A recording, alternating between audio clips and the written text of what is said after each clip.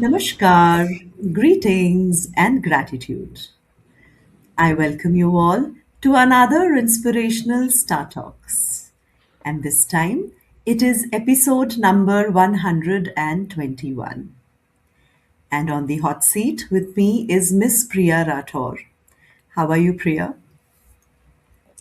Doing absolutely wonderful. Thank you for asking. Merry Christmas to you. Merry Christmas, it is. Yes, to you as well. Miss Priya Rathore is a facilitator and a coach. She has more than a decade long experience as an astute training and development professional with a track record of delivering results over 6 lakh personals with a preeminence to employee development. That's great. She has established a robust learning need diagnostic process for her clients by assessing training needs through job analysis and linking the training to workplace. Wonderful. This is so good. So, Priya, Thank you. please tell me what's the most memorable moment you've had while training a group of leaders?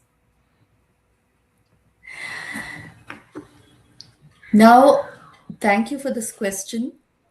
Well, every time we take a leadership program, it is all very different because people coming into the room with so much of body of work, and every leadership training program is I would say worth in such a way that it teaches me something.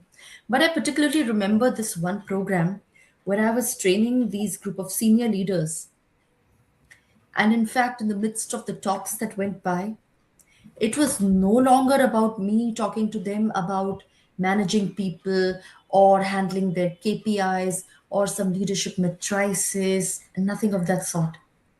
In fact, the entire discussion went on to impact and self awareness. And then I saw that in that room, there was a pin drop silence for some time Okay. where people were doing some kind of inner reflections on their own leadership when they were thinking about what is the legacy that I have created as a person and as a leader to my people. How would they remember me? And obviously, they also thought about many other things which were about some kind of unconscious habits that they had, or if they've had events of misplaced authority, or simply not listening enough, or where they have not, despite having opportunities to touch people's lives, if they've missed it. So there was a slight awkward silence, but that silence wasn't that awkward because it was emotional. And in fact, I when I looked at certain people, I even saw their pupils dilated, their eyes moistened. And Okay. that's when I realized that each one of them really wanted to touch people's lives. So it was no longer of holding a position of authority or anything. It's about, okay, when I'm there, which means that I have more resources than anybody else. What am I doing with those resources that I have been allocated? Absolutely. What am I doing with other people's lives, and how can I add value, or whether I have done something, or what did my leaders do? Am I simply repeating what my leaders did to me, or how tough they were to me? So was I having misplaced sense of my authority? So that kind of stoic silence, there was day one, and then day two followed, where they had some sharing and then a little caring, and after that, a quarter after, you know I received the training feedback that there's a lot of improvisation. I think this is what all of us as facilitators wait for. Now we talk of impact, and yes, it made some difference in their organization. Wonderful. It's so beautiful. Now, Yes. just, tell me now, how do you help people overcome their fear of public speaking? Right. In fact, I would say that right from time immemorial, that is, Ever since I have taken this baton of training people, coaching people, I have done only this. That is coaching people on how they can overcome their fear of public speaking. That was the first thing that I went in for, personality development classes. So then I obviously now you can tell people how to build confidence and the likes. But it was not about that. I firstly always start my sessions by making them more aware of who they are and how they need to have faith in themselves. Firstly, understand your style, your own your own speaking style. Everybody has a, just like they have a leadership journey and they have a leadership trait or a leadership style. Everyone has a speech style, and I think everybody is unique in their way on how they address to the pain points of their audience. And not just that, it's about uh, colluding with your audience. So what works for me may not work for someone else, just like how it is in fashion or anything. Colors which may suit me at a particular time may not suit maybe me at another time. So it is about that also. It's about knowing which key to find for which lock when. And I firstly make them aware about this. Also that it's absolutely okay to be nervous, to have your nerves around you, but don't allow it to wreck your entire presentation. Yes. And then we go with the journey of me providing them frameworks firstly to be able to maneuver through this whole journey of speech.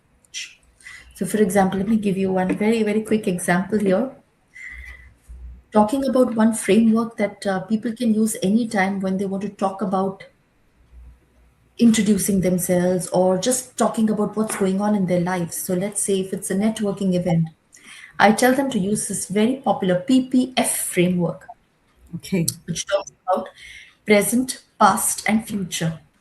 Okay. What are Nice. you doing currently? Present. Then what in the past, and then what do you want to do in the future?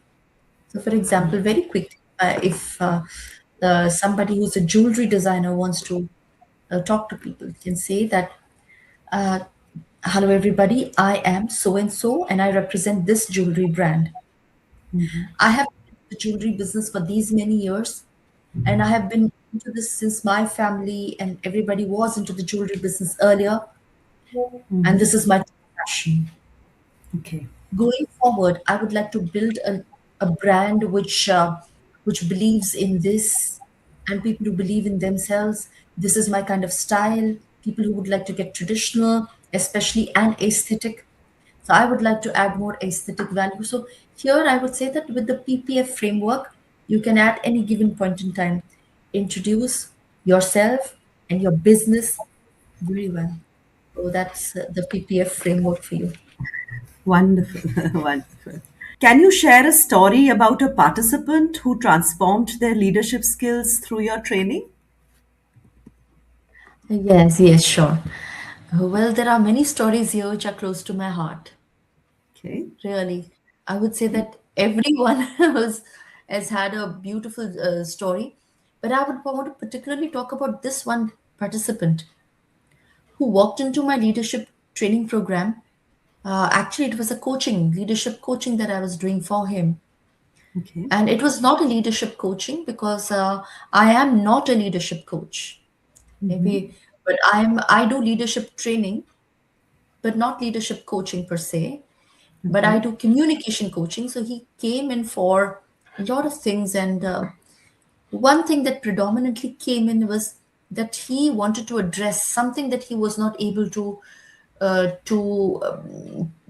tell me, and not able to even make me understand what he wanted, but was telling me a scenario. I got to know that he is facing a problem called emotional distance. Okay. And though he was extremely competent in everything, and he's the MD of a very, very, a company that I cannot name, neither the person. So everything worked well for him financially. But when it came to his personal relationships or even his professional relationships, he always said he was always very lonely, and it is lonely on top. So Okay. I think that one part, firstly, to make him understand that how important he is and his presence is to everybody, and for him to find meaning in his life. Because had he carried on like this, it would have definitely been a lot of emotional turmoil for him. But I noticed one thing. He had no smile on his face. Never. Okay. And I even asked him this question, very point blank. Can I ask you, do you ever smile? And he was like very shocked, that I was asking him that question. Said, I don't smile. And so that was one emotional connection not happening. So started with a series of things and making him have a suspended smile for 7 minutes in front of the mirror every day that way, and started many other things. The effect of it was that he had a ripple effect of positivity in many aspects, other aspects of his life, where his children were not talking to him. And 3 months after the coaching, he went to Bhutan with his entire family. So that was he was Nice. vacationing. I was so happy for him that Um, okay, he's been able to make some connections. nice. So nice. Good. So, how do you tailor your training programs to suit different styles? Okay. Now, every client is different. Along with time, shouldn't I say uh, that the time that they can give us, based on the time that they have, I would say it is. Some people do not want to dwell into a huge training program, which so there are two types of programs in training also. One is just a sensitization program where people only Okay. want to understand the concept in short. Okay. So they may or may not apply. So that's when the training looks like a calendar tick mark. That okay, it's just a tick mark of the calendar that the training is conducted. But I always am fond of the other style, which is about a skill building style. Now, when you do a skill builder workshop, everybody in the HR, whoever, or the L&D team, they know that okay, the training is going to take some time, or we would have some of the other aspects, or some of the other training methodology change, but this training is going to stay. I obviously go with various, formats of different kind of training styles, but the one which is very close to my heart, which is story driven learning, especially where I am able to connect with my audience with some kind of personal stories or other stories also, Okay. and then anecdotes which are there, some leadership anecdotes, and real participant journeys, so that as much as we can cover, because that stays with the audience. And otherwise there are other types of audience members who are mainly logical and analytical. So with them there are frameworks that work. For example, the one that I just mentioned here, PPF. There are other frameworks for different kind of other things that people have. So for example, a pageant training will have different other frameworks. Okay. So these are for very analytical ones, and the ones who are experiential and kinesthetic, learners. So I ensure that my training embodies a lot of activities also, Okay. and some rubrics, role plays, and all of that. Some kind of simulation which will help everybody. So the training that I mainly look for should be a corollary of many other things, which I would say are ways in which people can drive data inside of them. So, how do certain people drive data? Is by looking, Okay. certain people by listening, certain people by doing. All right, so a blend of everything plus having a little understanding about your audience, knowing a That. little about the demography. But that I would do when I ask the L&Ds as to what the type of audience you have, what mix do you have. Wonderful, beautiful. Absolutely right. So, what's the misconception people have about leadership, and how do you address it? Although you said that you do not take up leadership coaching, do you? I don't take leadership coaching, I do leadership training. Trainings. So, what do Training you feel facilitation. is the biggest misconception there? Yes, there is a, in fact, for a very long time now, I would say that things are improvising for everybody, but I still feel that people have this in them that the moment they come into a position of leadership, they feel leadership is all about authority and mostly about withholding resources till the time other people ask for it and they are really shouting out loud that they need resources. So, the first thing that I tell them about leadership is that leadership comes with one is awareness. A lot of awareness, firstly, about yourself, and secondly, you need to know your people. Because with that, then you would know exactly how to exercise your not authority but influence. Because leadership, I would say, in entirety is all about responsibility. And the more clearer a leader is about all of this, they would know it is never about control of people. In fact, it's a very, very beautiful study when everyone says is never to clog a leadership pipeline. Leadership is never about withholding either resources or your position or authority in any way. It's about giving away. And if Exactly. it is about giving away, then it's more like what do I do in my capacity to create more leaders? And as I would say that in that the beautiful organization that I'm part of, Toastmasters International, is all about that. So in Toastmasters also we have 7 leadership positions within any club at any given point in time. And everybody who takes up that leadership position becomes a leader for that 1 year. Okay. But in that 1 year, we also see that that person, whoever has taken the administrative responsibility, towards the end of your tenure, have you found someone else whom you will pass on the baton to? Never keep your leadership with yourself. Always have someone else to take it forward. That's the only way to go forward in any leadership. Leadership is all about creating other leaders. Change of hands is essential here as well. Wow, this is so nice. Great. So, how do you So, balance structure and flexibility in your training sessions? yes, every training. In fact, I would want to start by saying that I was part of certain training programs at the start of my career Okay. where we used to get into the training program and by the time we used to leave the training workshop and we would come back and think, what did we learn today that we can use and apply? There was nothing that we could think of. Nothing really. Every time we used to struggle, what did I learn today that I can use? And at that point in time, as an employee, I got to know that if I ever have to uh, take the position of training somebody, facilitating someone, this is one sin that I will never do.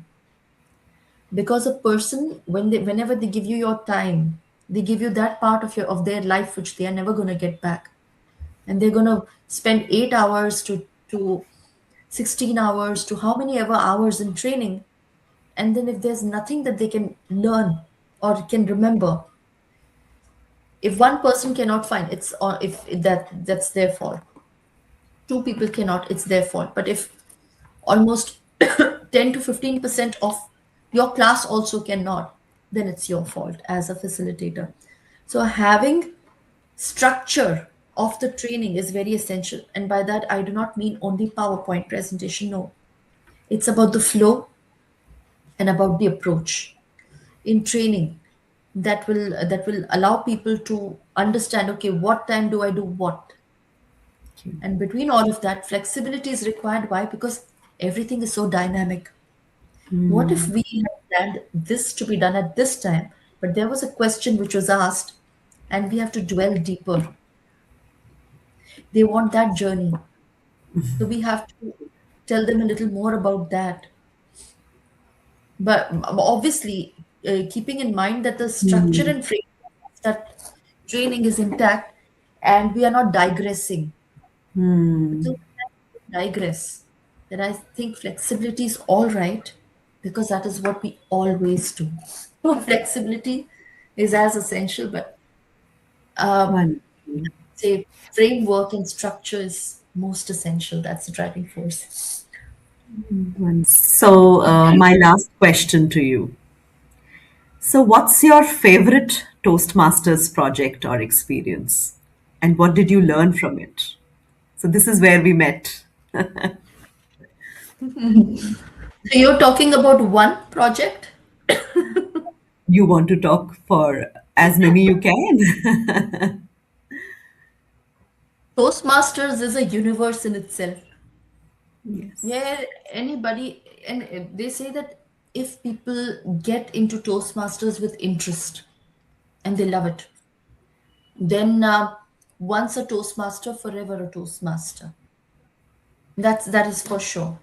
I have seen people spending decades, and I have taken certain leadership, district leadership roles also, where you're operating beyond your club. So then, when I was an area director, I had 4 clubs with me. Okay. When people go forward in their journey, they become division directors, they have different areas with them, so Okay. on and so forth. But my favorite project so far has been of a vice president education's role. Okay. Now, this role is just below the role of the president. We are all, though, reporting to our president, but the vice president education does almost everything, right from setting up meetings to interacting with people to developing, establishing camaraderie with them. It's like you need to know people. There are people who are very shy and they never want to give speeches. So then you have to wait. I have seen myself waiting even for a year before I could really request someone to give one small speech. And then there are people who can go on speeches on speeches. We need to really know people. And I would say the vice president education is the one who drives the entire club. And Okay. plus the kind of relationship that you build with everyone. It's a beautiful thing that I understood when I was a vice president education, that a little bit of something with everyone. Little bit Beautiful. of something with everyone. With everyone. Absolutely. Otherwise, either the club won't work or you. Wonderful, wonderful, wonderful insights you've given, Priya. Thank you. Thank you so much for coming today to the Inspirational Star Talks. I'm I hope I'm you. I'm so glad to be here. Thank you, Preeti, for this wonderful initiative that you are taking of reaching out to people Thank and you. collaborating with all of them. Thank Thank you. you. Thanks for being with us in this wonderful conversation today. I'm sure you would have got so many insights about training and coaching. I'll come back with another personality who has inspired so many lives. Thank you. Have a nice day.